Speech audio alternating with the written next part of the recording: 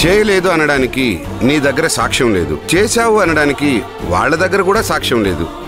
ఫైనల్గా ఈ కోర్టు తీర్పు నీ స్టేట్మెంట్ మీదే ఆధారపడి ఉంటుంది. ఇందాక నువ్వు చెప్పినట్లు ఈ నేరాన్ని నువ్వు అంగీకరిస్తున్నావా?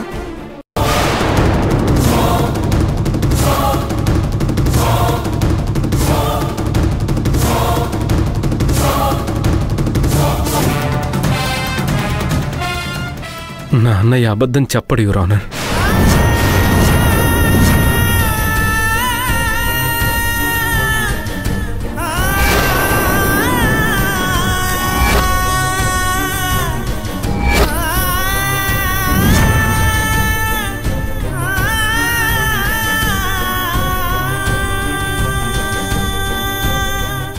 మాధవ, చెయ్యని నేరాన్ని ఒప్పుకుని జైలుకు వెళ్ళాలనుకుంటున్నావా?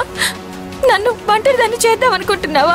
ప్లీజ్ మాధవ, బావగారు అబద్ధం చెప్పారని నువ్వు అబద్ధం చెప్పొద్దు. Order, order, order.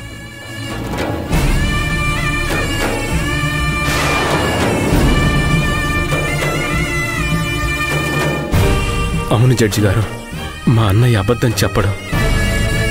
ఒకవేళ అలా చెప్పాల్సి వస్తే అది అందరి దృష్టిలో అబద్ధం అవుతుందేమో, కానీ నా దృష్టిలో మాత్రం కాదు.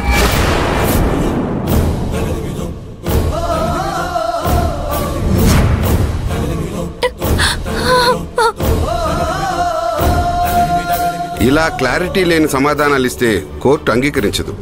ఏదైనా స్పష్టంగా చెప్పాలి. మీరు మీ అన్నయ్య పైన హత్యా ప్రయత్నం చేశారా, చేయలేదా?